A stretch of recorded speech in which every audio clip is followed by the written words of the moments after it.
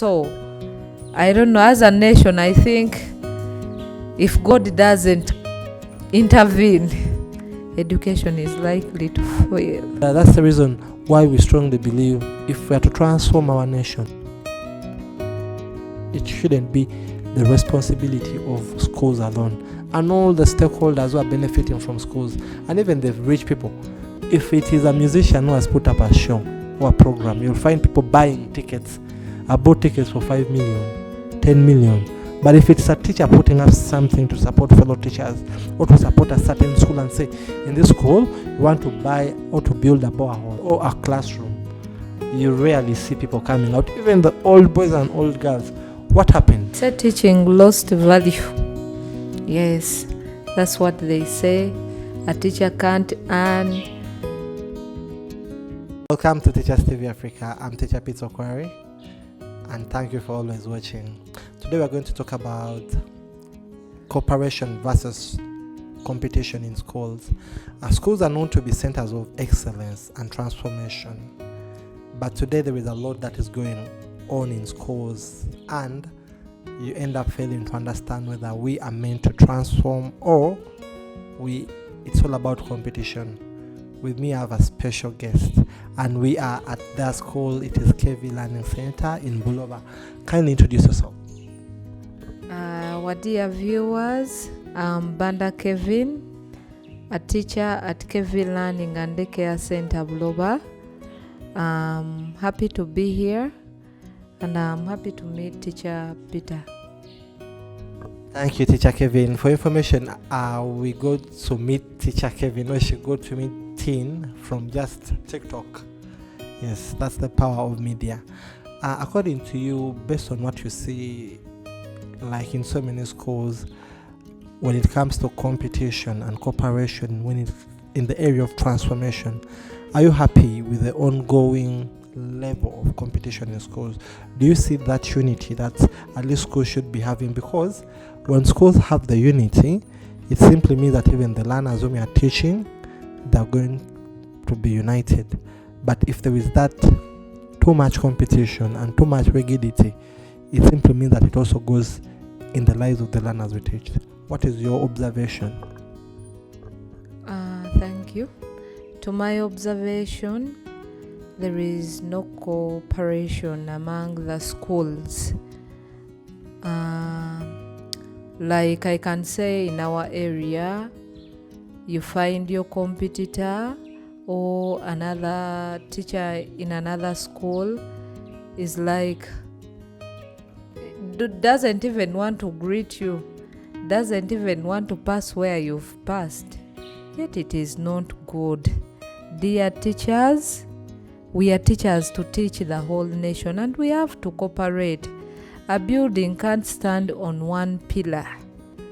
There is no school which can't teach all children for the whole area, or for the whole town, or for the whole district.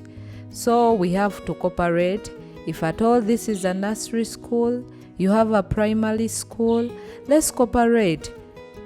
Tell me that I have a primary school. When these ones are done with the preschool, I can send them to the next level, to your school. Oh, wow, amazing. Thank you very much. Yes, you have said that no single school can teach the entire children of an area. But according to you, do you see that in the minds of the school leaders? Because I'll also give you a scenario. We started Teachers in Need, and even the training center where you came, the objective was to provide free trainings at the center and also in schools. And all we needed from schools was to become just member schools. But at times when you approach schools, a school will tell you, when I called school A so that we could join and you train us together, school A said, if we want them, we shall invite them. Are you getting it? You find that our teachers are struggling, not because they are meant to struggle, but because there is a lot of, I would say, a cold war among schools, among stakeholders, and even the words that people talk about each other, like, no, that school they don't teach, this school they teach, this school is like this. So is it something healthy that at least as a school leader that you would share with us? Is it something healthy when we, the pillars of the nation or the nation builders, we're having a lot of internal wars as schools? It's not good at all. It's not good. I encourage other stakeholders, other heads, please come together. And I'm glad we've got these teachers in need. I think it will help us a lot. It will help us a lot to come together. I remember I went for a workshop where I met different directors from different schools, and what amazed me, like directors or heads from the schools within, they were not there. So teachers, please, let's come together. Yes, most of people have turned teaching into a business. They are not giving what children are supposed to be given to, as long as they have buildings, swings, and our dear parents, this is for the parents, please use Teen. Look for these platforms. Look for the Facebook, for the TikTok account, the YouTube. First research about schools before taking your child there. Get some little knowledge, how to find a good school, how to get a good school. To me, I can say they can use Teen, they can see the clips and set list what takes place in a school, what is a child supposed to have at a certain age. Yeah. Wow, thank you very much. That was an advice, a very good piece of advice to the parents. They overpump children, and whatever they are teaching for the sake of a child passing UNEB. Others, they go to an extent of even cheating, rigging exams or stealing. I don't know which right word to use. Malpractice, yes, that's the right word. And at the end of the day, we might be blaming the government that the government has not done enough in fighting corruption. But if we, the institutions that are supposed to fight corruption, we are the same institutions that groom corruption at an early stage, where are we taking the nation? Because each school wants to get the cream grade so that they can get so many children next year. And we don't mind about what these children will become in life. Ours is, have I told the child, as the child passed, whether they succeed, whether they don't succeed, that's not my business. My business is their past. Whether they understood what they passed, whether they understood or they didn't understand. We're not saying that passing is bad. So, what is your take on that? What is your take as a teacher? And what is your take as a parent? Or as a citizen? Where are we taking the nation? So first, you have two faces. One as a teacher and one as a parent or a citizen. To me, I think these first grades and the fours, it all comes back to the other first thing we discussed, competition, and they are ending up teaching children who can answer questions but don't know the reasons why. A child can answer but doesn't know the reason why. When you ask why, knows the question. They are not promoting the life skills and values in children. And as a parent, I think it's our obligation to follow our children, what they are learning, what are they doing, their progress. Yes. According to your own opinion, where are we going as a nation? Like, if we are having that too much competition, where do these people with their fours end up? Like, we're not discouraging people from getting fours, but should it be the main objective of learning? And where do they end? No, Teacher Peter, it's a pity you find a child getting 4 When the child can't reason,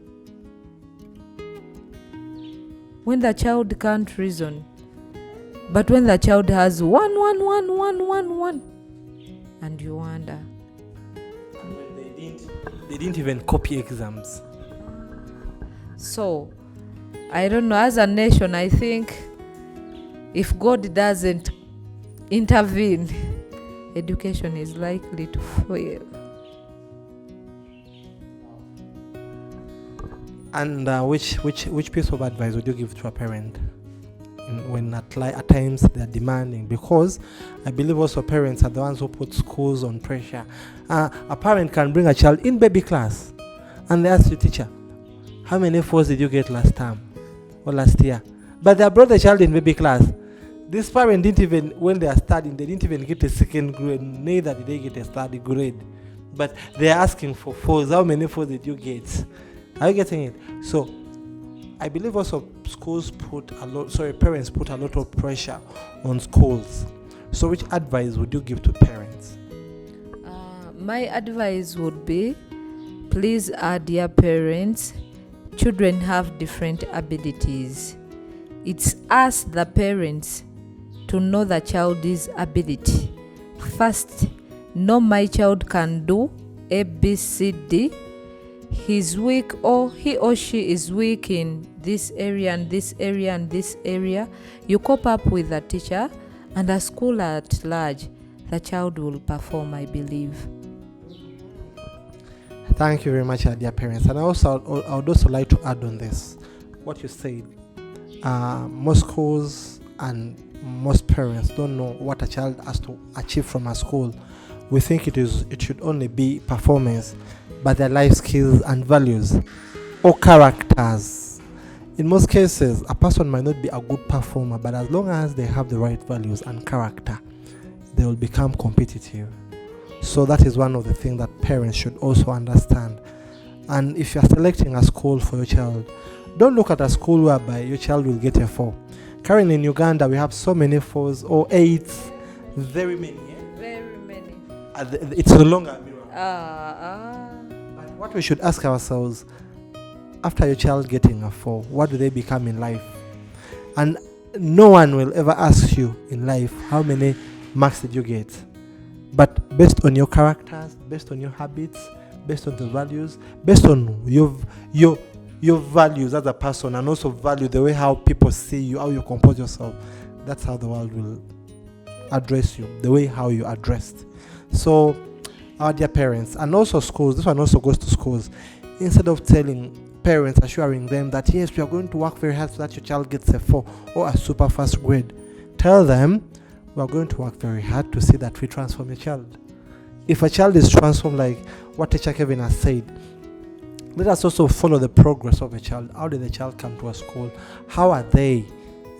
If a person has come with 30%, very busy nowadays. Our parents are very, very, very busy. They are busy parents. Teachers have to attend to the kids at school, even follow them at home. They've left their part. Our dear parents, you've not played your parts very well. Yes, some parents in quotes. By the way, and meaning that we call them absentee parents. Yes. Physically present, mentally absent. Even at home, when a parent comes, they're all the time on TikTok, phone, and all laptops. No time to check the books of the child. No time to interact with the child. What did you learn? And even those ones who are in boarding, when they get home, they never get a chance of interacting with the parent. One time we had a program, and one of the parents told us, no, for me, I can't even allow my child to come in my business. I want my child to become a lawyer. But this is a parent who had a big salon. But the parent doesn't want the child to learn the things that they want the child to become a lawyer. Are you getting that? So parents are totally disconnected from the reality. True. They know that you can be a lawyer at the same time have the skills of. Yeah. So our dear parents play a big part in. You should play a big role in the nation building. And then this also goes to our parents. Stop asking schools for fours, super fast grade, and stop putting schools on pressure. That's why most schools end up cheating or malpracticing simply because they want to make you happy. Why? If a school cheats for your child, know it that they have raised it for you a thief. These are people who will steal medicine. These are people who will steal money at any stage. And these are people again who will steal you because they know they can't succeed without stealing. You know that's one thing that goes in a child's mind. A person will know that I can't pass if I'm not helped. True. They backslide. And some of them backslide when they reach secondary. They backslide.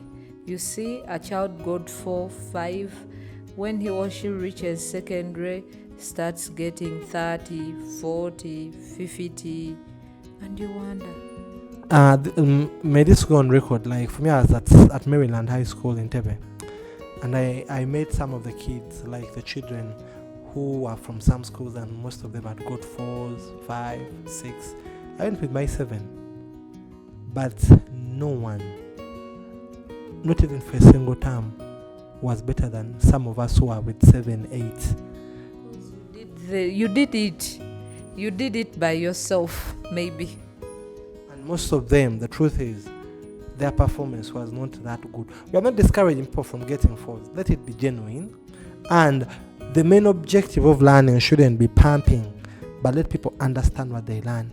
Let us also have like the mindset of the Chinese, whereby for them, they're currently China and Japan, they are investing a lot in what we call solution-based education. For us as a nation, as a continent, Africa, we are still investing in performance-based education, qualification. True. And that's why you find, ask yourself, with all the good grades that your children have got, good marks, where are they? What can they do? What can they produce?